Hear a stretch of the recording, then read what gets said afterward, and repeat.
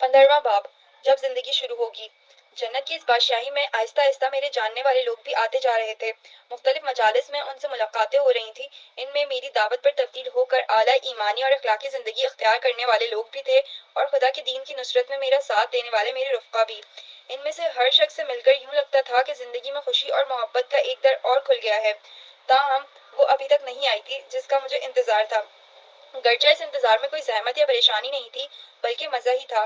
फिर एक रोज, गर्चा इस दुनिया में शब व रोज नहीं रहे थे, सौले मेरे पास आकर कहने लगा, सरदार अब्दुल्ला, तुम्हारे लिए एक बुरी खबर है। मुझे हैरत हुई कि अब जन्नत ने मुझे क्या बुरी खबर सुनाएगा। ताहम उसका लहजा ऐसा था कि मैं पूछने पर मजबूर हो गया, क्यों भाई, यहाँ क्या बुरी खबर है? सरदार अब्दुल्ला, बुरी खबर ये है कि तुम्हारे ऐश के दिन खत्म हो गए हैं। तुमने नायमा के पीछे आजादी के बहुत दिन देख लिए। अब तुम्हारी निगरानी के लिए नायमा खुद आ रही है। क्या सच? मैंने शिद्दत जज्बात से मगलूब होकर सौले को गले लगाते हुए कहा, और क्या मैं झूठ बोलूंगा? फिर मेरे सर को सहलाते हुए बोला, मुझे छोड़ दो। मैं नायमा के आने की खुशखबरी दी है, मगर मैं खुद नायमा नहीं हूँ। तुम हो भी नहीं सकते, मैंने उसे छोड़ते हुए कहा। लेकिन ये बताओ कि इतनी अच्छी खबर तुम मुझे धमकी के अंदाज में क्यों सुना रहे थे? वैसे तुम्हें नायमा से अगर यही तवक्कुआत हैं तो मुझे यकीन है कि तुम्हें बहुत मायूसी होगी। खैर छोड़ो इन बातों को। मैं नायमा के आने पर उसे एक बेहतरीन तोहफा देना चाहता हूँ। क्या तोहफा देना चाहते हो? एक बेहतरीन घर। भाई, तुम्हारे पास तुम्हारा घर है और उसके पास उसका घर होगा। अब इस नई दुनिया में खानदानी निजाम तो होगा नहीं कि घर देना तुम्हारी जिम्मेदारी हो, ना उसे तुम्हारे बच्चों को घर बैठकर पालना है। फिर एक नया घर क्यों बनाते हो? मुझे मालूम है कि हर जन्नती की अपनी आराइश और आसाइश के लिए उसकी अपनी सल्तनत होगी, लेकिन मेरी ख्वाहिश है कि अपनी पसंद से नायमा के लिए एक घर बनाऊं जो मेरी सल्तनत में हो, और फिर उस घर का नायमा को गिफ्ट करूं। जानते नहीं, अल्लाह ताला ने असराफ करने वालों को शैतान के भाई कहा है। वो इस वक्त मुझे तंग करने के मूड में था।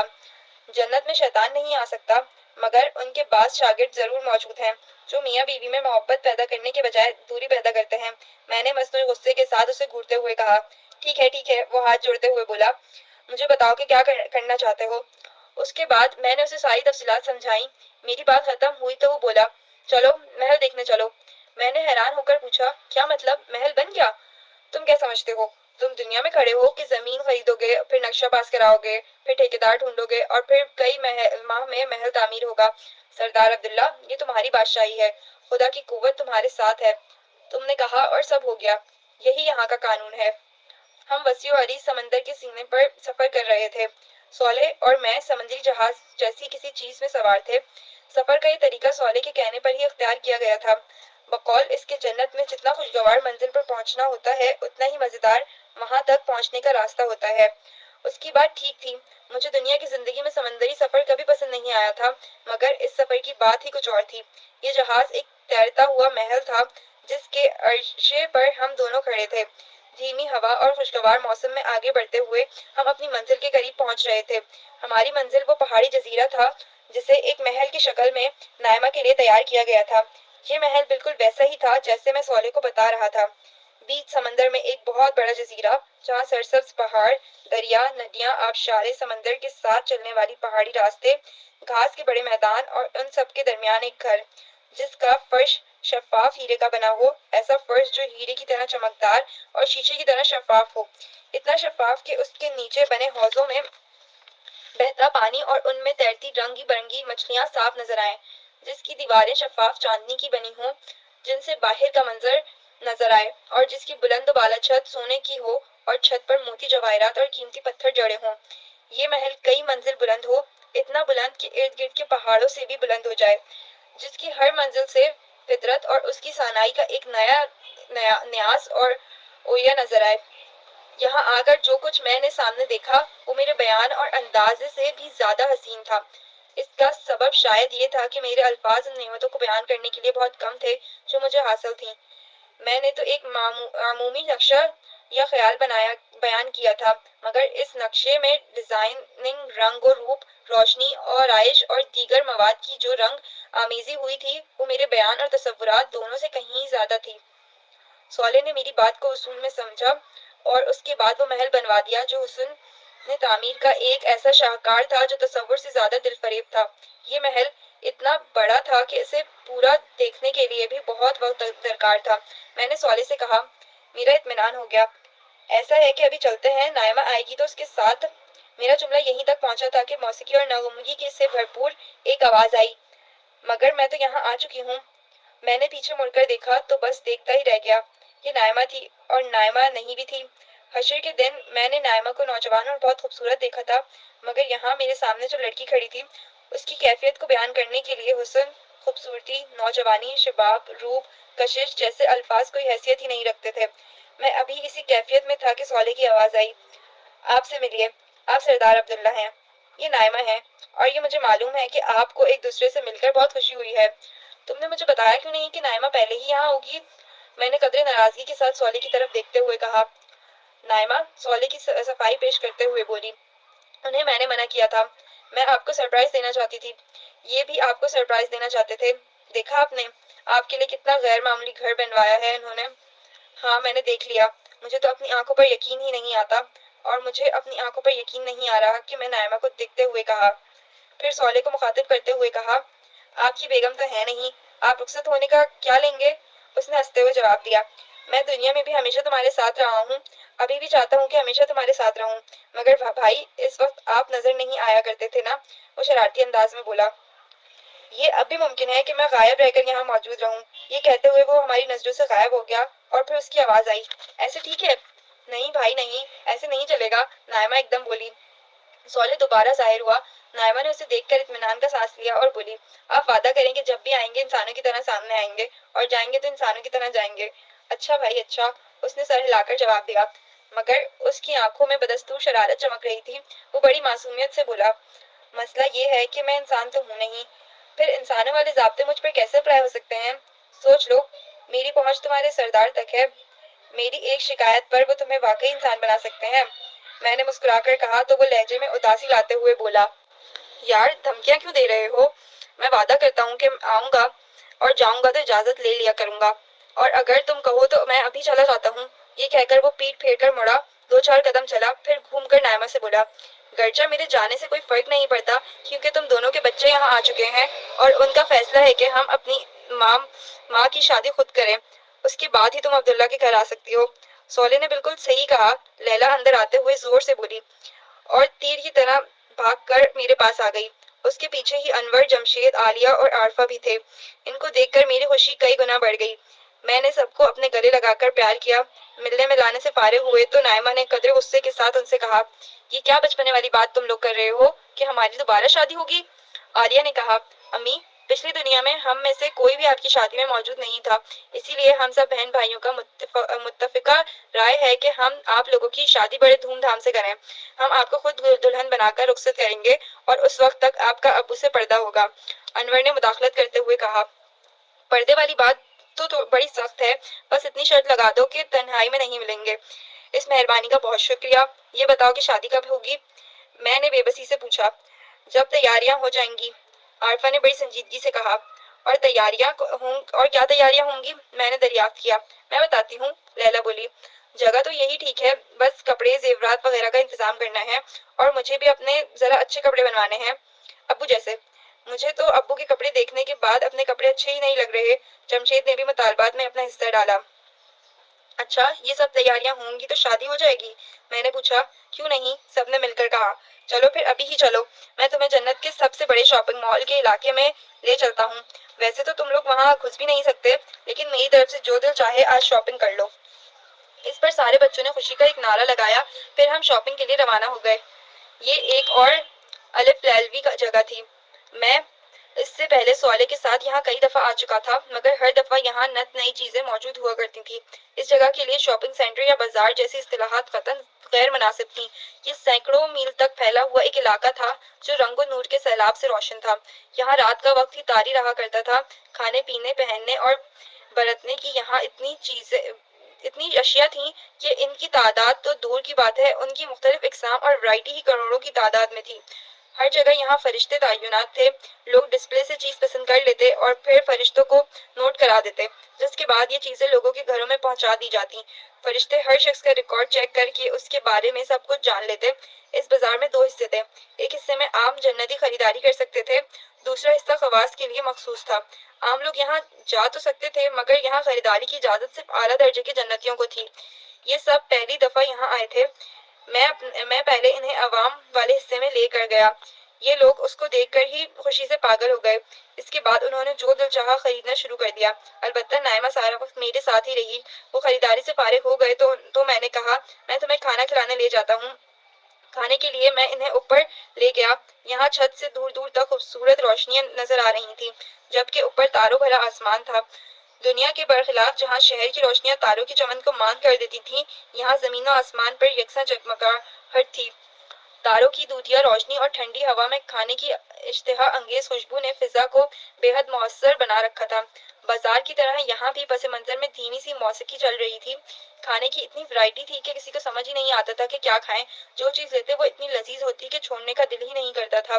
مگر شکر ہے خدا کا کہ یہاں پیٹ بھرنے کا کوئی مسئلہ ہی نہیں تھا، جس کی بنا پر جب تک دل چاہتا رہتا ہم لوگ بیٹھ کر کھاتے رہے۔ واپسی پر میں جان بوجھ کر ان لوگوں کو بازار کے اس علاقے سے لے گیا جہاں صرف اعلیٰ درجے کے جنتی خریداری کر سکتے تھے۔ اسے دیکھ کر ان لوگوں کی آنکھیں پھٹ گئیں۔ جمشید نے کہا کہ یہ بھی شاپنگ سینٹر کا حصہ ہے۔ ہاں، یہ بھی شاپنگ کا علاقہ ہے، میں نے جواب دیا۔ میری بات پوری طرح سنے بغیر ہی یہ سب لوگ شاپنگ کے لیے بکھر گئے۔ میرے ساتھ صرف نائمہ ہی رہ گئی۔ کیوں، تم کچھ نہیں خریدو گی؟ پہلے بھی تم نے کچھ نہیں لیا اور اب بھی یہیں کھڑی ہو؟ میری بات سن کر نائمہ دھیرے سے مسکرا کر بولی، میرے لیے سب سے زیادہ قیمتی چیز آپ کا ساتھ ہے۔ یہ انمول چیز آپ کے قرب کے سوا کہیں اور نہیں ملے گی۔ یہ کہتے ہوئے نائمہ کا روشن چہرہ اور روشن ہو گیا۔ ہم دونوں ایک جگہ ٹھہر کر خواب و خیال سے زیادہ حسین اس جگہ کو، اس کے ماحول کو انجوائے کرنے لگے۔ وسیع و عریض رقبے پر پھیلا ہوا یہ بازار اپنے اندر ہر قسم کی دکانیں لیے ہوئے تھا۔ ملبوسات، فیشن، جوتے، آرائش، تحائف اور نہ جانے کتنی ہی دیگر چیزوں کی دکانیں یہاں تھیں۔ ہر دکان اتنی بڑی تھی کہ کئی گھنٹوں میں بھی نہیں دیکھی جا سکتی تھی۔ دنیا کا بڑے سے بڑا شاپنگ سینٹر بھی ان دکانوں کے سامنے کچھ نہ تھا۔ لیکن یہاں کی اصل کشش یہ دکانیں نہیں بلکہ وہ محصور کن ماحول تھا جو ہر سو چھایا ہوا تھا۔ دل و دماغ کو اپنی طرف کھینچتی چیزوں سے بھری دکانیں، ان میں جگمگ جگمگ کرتی روشنیاں، معطر فضا، خنک ہوا، دھیمی دھیمی موسیقی، خوبصورت فوارے، رنگ و نور کی ہزارہ صنائیاں، طرح طرح کی دیگر ڈیزائنز، دلکش مناظر اور حسین ترین لوگوں کی چہل پہل، سب مل کر ایک انتہائی متاثر کن ماحول پیدا کر رہے تھے۔ یہاں کا ماحول آنے والوں کی دیکھنے، سننے، سونگھنے اور دوسری ہر اس قوت پر جس سے اس کا ذہن کوئی تاثر قبول کرتا، اس طرح حملہ کرتے کہ اسے گنگ کر دیتے۔ دوسروں کے لیے یہ جگہ خریداری کی جگہ تھی، جبکہ میرے لیے یہ ذوق و کمال کی تسکین کا ایک اعلیٰ ذریعہ تھا۔ مگر سردست نائمہ کے قرب نے یہاں کے ہر رنگ کو میری نظر میں پھیکا کر دیا تھا۔ لیکن ہماری تنہائی کے لمحات بہت مختصر رہے، کیونکہ تھوڑی ہی دیر میں لیلا لوٹ آئی اور کہنے لگی، ابو، وہ جو ہیرو والا تاج ہے مجھ پہ کیسا لگے گا؟ بہت پیارا لگے گا، مگر ابو یہ لوگ کہہ رہے ہیں کہ آپ اسے خرید نہیں سکتی۔ اچھا، میں نے اتنا ہی کہا تھا کہ باقی لوگ بھی منہ لٹکائے لوٹ آئے۔ انور نے کہا، ابو چلیں، یہاں زیادہ اچھی چیزیں نہیں ہیں۔ دوسرے الفاظ میں انگور کھٹے ہیں، نائمہ ہنستے ہوئے بولی۔ لیکن یہ انگور اتنے کھٹے بھی نہیں ہیں، چلو میرے ساتھ چلو۔ میں ان سب کو لے کر اس جگہ گیا جہاں فرشتہ موجود تھا۔ میں نے اس سے کہا، میرا نام عبداللہ ہے، یہ میرے بیوی بچے ہیں، انہیں جو چاہیے آپ دے دیجئے۔ فرشتے نے مسکراتے ہوئے کہا، سردار عبداللہ، میں معذرت چاہتا ہوں، آپ کو خود آنے کی زحمت کرنی پڑی۔ انہیں جو چاہیے یہ لوگ لے سکتے ہیں۔ ان سب کا چہرہ خوشی سے دمک اٹھا اور یہ لوگ ایک دفعہ پھر خریداری مشن پر نکل کھڑے ہوئے۔ دربار کا آغاز ہونے والا تھا۔ اہل جنت کے عوام و خاص، درباری و مقربین، انبیاء و صدیقین، شہداء و صالحین سب اپنی اپنی جگہوں پر آ کر بیٹھ رہے تھے۔ دربار سے قبل اللہ تعالیٰ کی طرف سے خصوصی دعوت کا اہتمام تھا۔ یہ دعوت ابھی تک ہونے والی سب سے بڑی دعوت تھی، جس میں حضرت آدم سے لے کر قیامت تک کے تمام اہل جنت جمع تھے۔ 5 جلیل القدر رسولوں کو اللہ تعالیٰ کی طرف سے اس دعوت کی میزبانی کی ذمہ داری دی گئی تھی۔ حضرت نوح، ابراہیم، موسیٰ، عیسیٰ اور حضرت محمد صلی اللہ علیہ وآلہ وسلم اس تقریب کے میزبان تھے۔ یہ دعوت ایک بہت بلند پہاڑ کے دامن میں منعقد ہوئی تھی۔ یہ بہت وسیع اور کشادہ میدان تھا جو ایک باغ کی شکل میں پھیلا ہوا تھا۔ یہاں سے دور دور تک پھیلا ہوا سرسبز و شاداب علاقہ آنکھوں کو ٹھنڈک دے رہا تھا۔ اس میدان کے بیچ بیچ میں دریا بہہ رہے تھے۔ اس دعوت پر پورا انتظام عرب کی روایات اور عجم کی شان و شوکت کے لحاظ سے ترتیب دیا گیا تھا، اسی لیے نشستیں شاہی تخت کی شکل میں تھیں جن پر ہیرے اور موتی جڑے ہوئے تھے۔ زمین پر دور دور تک دوبیز قالین اور غالیچے بچھے ہوئے تھے غلاموں کی بڑی تعداد ہاتھوں میں شراب کے جگ لیے پھر رہے تھے۔ اہل جنت کو جس قسم کی شراب کی طلب ہوتی وہ نظر اٹھاتے اور یہ غلامان لمحے بھر میں حاضر ہو کر ان کی خواہش کے مطابق جام بھر دیتے۔ یہ شراب کیا تھی؟ شفاف مشروب تھا جس میں لذیذ سرور اور ذائقہ تو بے پناہ تھا، مگر نشے کی خرابیاں یعنی بدبو اور درد سر، عقل کی خرابی وغیرہ کچھ نہیں تھی۔ ساتھ میں مختلف قسم کے پرندوں اور دیگر جانوروں کے گوشت سے تیار کیے گئے لذیذ کھانے سونے اور چاندی کی رکابیوں میں مسلسل پیش کیے جا رہے تھے۔ درختوں کی ڈالیاں پھولوں سے لدی تھیں اور جب کسی کا پھل کا جی چاہتا وہ ڈالی جھک جاتی اور لوگ اس سے پھل توڑ لیتے۔ زرق برق لباس پہنے حسین و جمیل نوجوان مرد اور عورت ہر سمت نظر آ رہے تھے۔ ان کے چہرے روشن، آنکھیں چمکدار، لبوں پر کہکے اور مسکراہٹیں تھیں۔ یہ منظر دیکھ کر مجھے دنیا کی محفلیں یاد آ گئیں جہاں خواتین میک اپ کا تام جام کیے خدا کی حدود کو پامال کرتی اور اپنی زینت اور نسوانیت کی نمائش کرتی محفلوں میں شریک ہوا کرتی تھیں۔ مرد اپنی نگاہوں کو جھکانے کے بجائے اس نمائش میں اپنا حصہ وصول کرتے تھے۔ اپنی نمائش سے رکنے والی خواتین اور اپنی نگاہوں کو پھیرنے والے مردوں کو کتنی مشقت کا سامنا کرنا پڑتا تھا، مگر اب ساری مشقت ختم۔ میں نے دل میں سوچا، یہ محفل حسین ترین خواتین سے بھری ہوئی تھی جن کے لباس اور زیورات اپنی خوبصورتی میں بے مثل اور ہر نظر کو خیرہ کرنے کے لیے بہت تھے، مگر اللہ تعالیٰ نے انسانوں کے قلوب اس طرح پاکیزہ کر دیے تھے کہ نگاہوں میں آلودگی اور دلوں میں خیانت کا تصور بھی نہیں رہا تھا۔ ہر مرد اور ہر عورت خوبصورتی مگر پاکیزگی کے احساس میں زندہ تھی۔ اب اپنی زینت کے اخفاء میں کوئی حکم تھا اور نہ نگاہوں میں کو پھیرنے کی کوئی پابندی تھی۔ کتنی تھوڑی تھی اور مشقت اور کتنا زیادہ ہے یہ بدلہ۔ میرے ساتھ میرے گھر والے اور دور و نزدیک کے احباب کا حلقہ تھا۔ میرے بچے میری دوبارہ شادی کروا کر بہت خوش تھے۔ اس موقع پر جمشید اور امورہ کی رضامندی سے ان کی شادی کر دی گئی اور وہ بھی ہمارے خاندان کا حصہ بن چکی تھی۔ زندگی خوشیوں اور سرشاریوں کی شاہراہ پر ہموار طریقے سے رواں دواں تھی۔ میرے دل میں بس ایک بے نام ایسا احساس تھا، وہ یہ کہ میرے سارے محبت کرنے والے لوگ میرے ساتھ آ چکے تھے سوائے میرے استاد فرحان احمد کے۔ ایک موہوم سی امید کہ شاید میں دربار میں ان سے مل سکوں۔ دعوت کے اختتام پر لوگ دربار میں اپنی اپنی متعین نشستوں پر آ کر بیٹھنا شروع ہو گئے۔ عرش الہی کے بالکل قریب مقربین بیٹھے ہوئے تھے۔ ان میں حضرات انبیاء، صدیقین اور شہداء اور صالحین کی ایک بڑی تعداد شامل تھی، جبکہ باقی اہل جنت ان کے پیچھے بیٹھے ہوئے تھے۔ اس نشست کی سب سے خاص بات یہ تھی کہ آج پہلی دفعہ لوگوں نے دیدار الہی کی اس نعمت سے فیضیاب ہونا تھا جو اہل جنت کو سب سے بڑا اعزاز تھا۔ نبی کریم صلی اللہ علیہ وآلہ وسلم نے یہ خبر دی تھی کہ جس طرح دنیا میں 14ویں کے چاند کا دیدار کیا جاتا ہے اسی طرح جنت میں دیدار الہی ہوگا۔ اسی لیے لوگوں نے بے پناہ جوش و خروش تھا۔ اس کے علاوہ آج ہی کے دن لوگوں کو ان کے اعزاز و مناقب رسمی طور پر عطا کیے جانے تھے، چنانچہ ہر شخص دربار کے آغاز کا منتظر تھا۔ لوگ اپنی نشستوں پر براجمان ہو چکے تھے، ہر زبان پر تسبیح و تمجید، ہر دل میں تکبیر و تحلیل اور ہر نگاہ میں حمد و تشکر کے احساسات تھے۔ لوگ بار بار یہ کہہ رہے تھے کہ یہ سب اللہ کا احسان ہے کہ اس نے ہماری رہنمائی کر دی، وگرنہ ہم کبھی اس جنت تک نہیں پہنچ سکتے تھے۔ دربار کے آغاز پر فرشتوں نے اللہ کی تسبیح و تمجید کی۔ اس کے بعد داؤد علیہ السلام تشریف لائے اور اپنی پرسوز آواز میں ایک حمد یا گیت اس طرح گایا کہ سماں بند گیا۔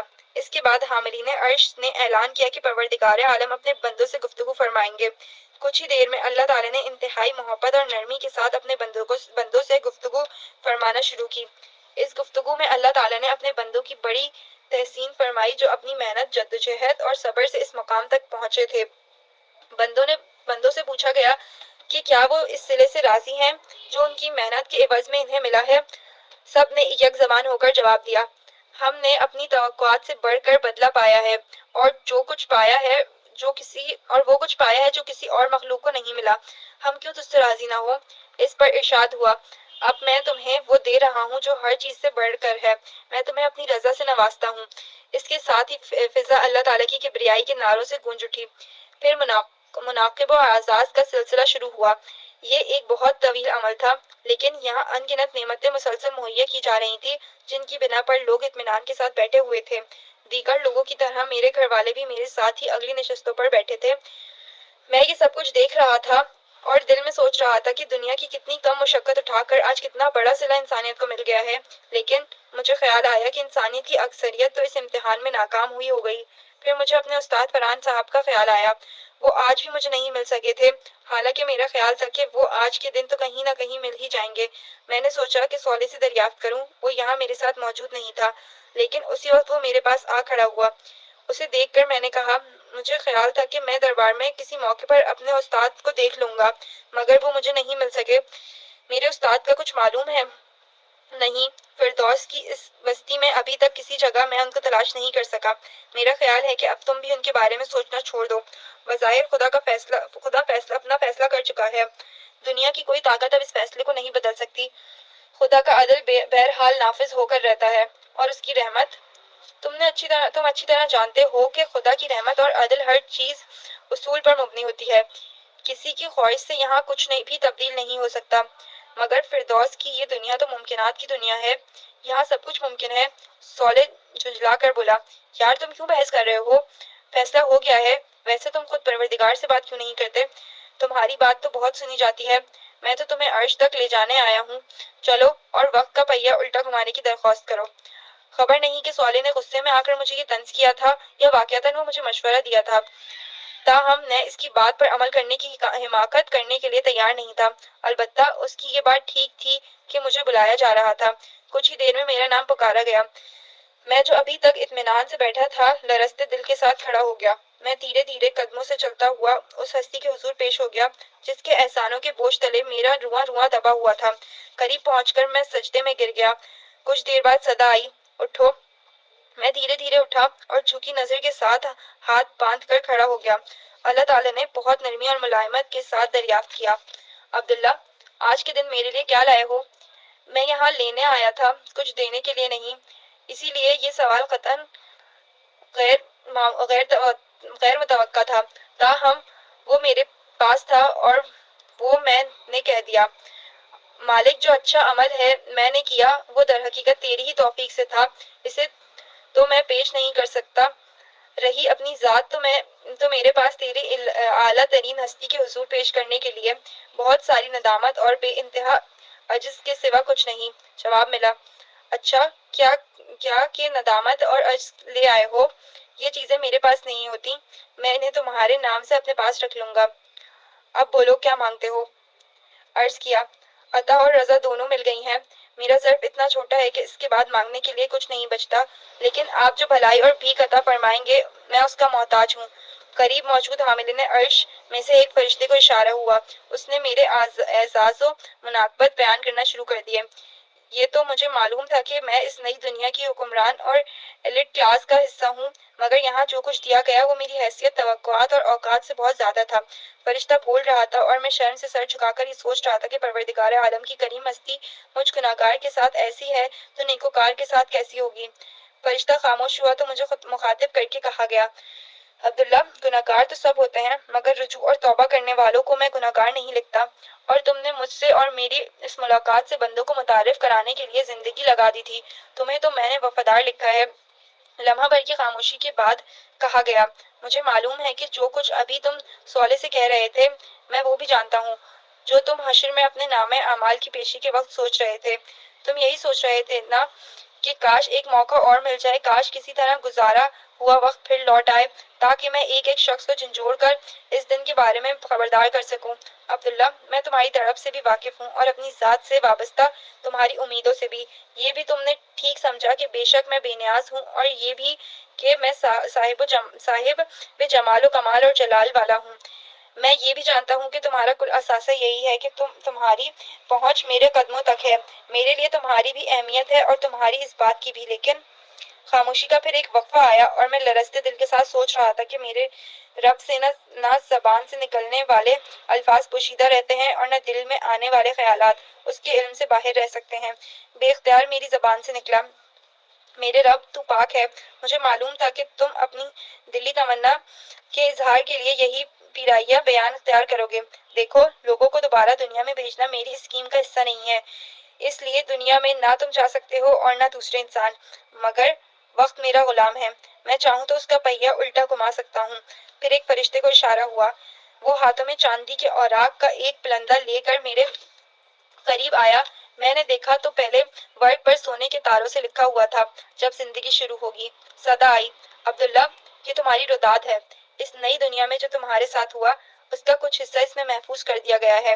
تمہاری خاطر اب تمہاری اس داستان کو وقت کی کھڑکی سے دوبارہ پچھلی دنیا میں بھیجا جا رہا ہے۔ اس بات کا انتظام کیا جائے گا کہ یہ روداد انسانوں تک پہنچا دی جائے۔ میں اپنے بندوں اور بندیوں کے دلوں میں ڈال دوں گا۔ وہ تمہاری اس داستان کو اپنے ہر چاہنے والے تک پہنچا دیں گے، ہر اس شخص تک جسے وہ آخرت کی رسوائی سے بچا کر جنت کی منزل تک پہنچانے کے خواہشمند ہوں گے۔ عجب نہیں کہ کوئی شخص بخت اس پیغام کو پڑھ کر اپنے عمل کو بدل دے، عجب نہیں کہ کسی کی زندگی بدل جائے، عجب نہیں کہ کسی کا مستقبل بدل جائے۔ میں لوگوں کو تمہاری درخواست پر ایک موقع اور دینا چاہتا ہوں، ابدی خسارے سے پہلے، ابدی ہلاکت سے پہلے۔ میں بے اختیار اللہ اکبر کہتا ہوا سجدے میں گر گیا۔ اللہ اکبر، اللہ اکبر۔ مؤذن بھی ابھی یہ الفاظ ادا ہی کیے تھے کہ عبداللہ ایک جھٹکے کے ساتھ اللہ اکبر کہتا ہوا بیدار ہو گیا۔ وہ خالی خالی نظروں سے ارد گرد دیکھ رہا تھا۔ کچھ دیر تک وہ سمجھ نہیں سکا کہ وہ کہاں ہے۔ وہ تو اللہ تعالیٰ کے سامنے کھڑا تھا۔ اس نے غور کیا کہ وہ ابھی بھی اللہ تعالیٰ کے سامنے موجود تھا، عین بیت اللہ حرم میں کعبے کے سامنے۔ فجر کا وقت تھا اور مسجد الحرام میں لوگوں کی چہل پہل جاری تھی۔ تو کیا میں یہ خواب دیکھتا تھا؟ عبداللہ نے خود سے سوال کیا۔ مگر وہ تو بالکل حقیقت تھی، وہ حشر کا دن، وہ جنت کی محفل اور وہ خدا کے سامنے میری حاضری۔ اگر وہ حقیقت تھی تو پھر یہ کیا ہے؟ اور اگر یہ حقیقت ہے تو پھر وہ حقیقت سے زیادہ یقینی چیز کیا تھی؟ وہ خواب تھا یا خواب ہے؟ وہ مسلسل بڑبڑائے جا رہا تھا۔ ایسا نہ ہو کہ اچانک ایک روز آنکھ کھلے اور مجھے معلوم ہو کہ جو کچھ دنیا میں دیکھا تھا وہ خواب تو دراصل وہ تھا، اور حقیقت آخرت کی زندگی ہے۔ آسمان سے نور اتر رہا تھا، سفید جگمگاتی ہوئی روشنیوں سے حرم کی فضا دودھیا ہو رہی تھی۔ آسمان تاریک تھا مگر اس جگہ دن کی روشنی سے زیادہ چہل پہل تھی۔ یہ حرم مکہ تھا، اہل ایمان کا کعبہ، اہل دل کا مرکز اور اہل محبت کا قبلہ۔ خدا کے بندے اور بندیاں، ہر نسل، ہر قوم کے لوگ یہاں جمع تھے، خدا کی حمد، تسبیح اور تعریف کرتے ہوئے۔ آج حرم پاک میں عبداللہ کی آخری شب تھی، مگر یہ آخری شب عبداللہ کی زندگی کی سب سے قیمتی شب بن چکی تھی۔ عبداللہ کچھ دیر قبل حیرانی کی جس کیفیت میں تھا، اب اس سے باہر آ چکا تھا۔ اس نے حرم کو دیکھا اور پھر ارد گرد نظر ڈالی۔ حرم سے باہر ہر طرف بلند و بالا عمارات کا منظر تھا۔ یہ دیکھ کر اس پر ایک دوسری کیفیت طاری ہو گئی۔ اس کی آنکھوں سے آنسو بہنے لگے۔ اس کا دل مالک ذوالجلال کے حضور سراپا التجا بن گیا۔ مالک، قیامت کا حادثہ سر پر آ کھڑا ہوا ہے۔ ننگے پاؤں بکریاں چرانے والے اونچی اونچی عمارتیں بنا رہے ہیں۔ تیرے محبوب رسول کی پیشگوئی پوری ہو چکی ہے۔ اب مجھے تیرے بندوں تک تیرا پیغام پہنچانا ہے، قیامت سے قبل انہیں قیامت کے حادثے سے خبردار کرنا ہے۔ مجھے لوگوں کو جھنجھوڑنا ہے کہ آج دنیا کی محبت فکر آخرت پر غالب آ چکی ہے۔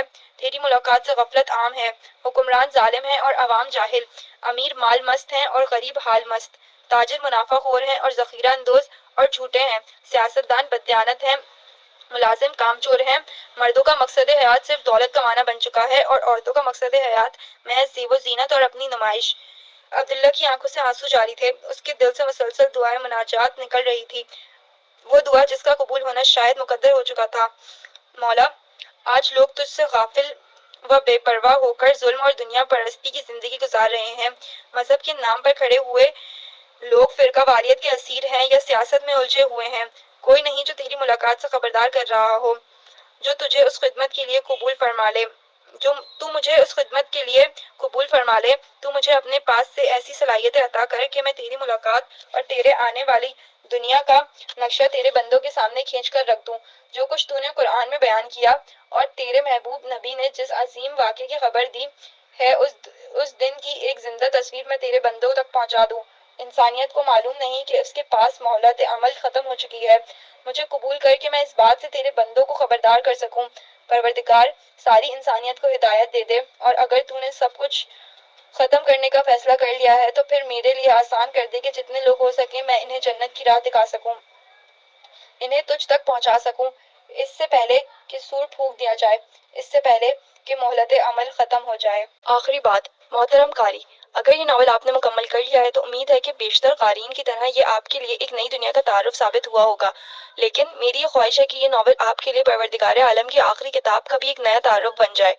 میں نے جو کچھ لکھا ہے وہ قرآن مجید اور احادیث کے بیانات اور مجمل اشارات کی شرح و وضاحت میں لکھا ہے۔ اللہ بدلے کے دن کا مالک ہے۔ جنت اصل کامیابی ہے اور جہنم کا خسارہ حقیقی ناکامی ہے۔ دنیا کی زندگی دھوکہ اور متاع قلیل ہے۔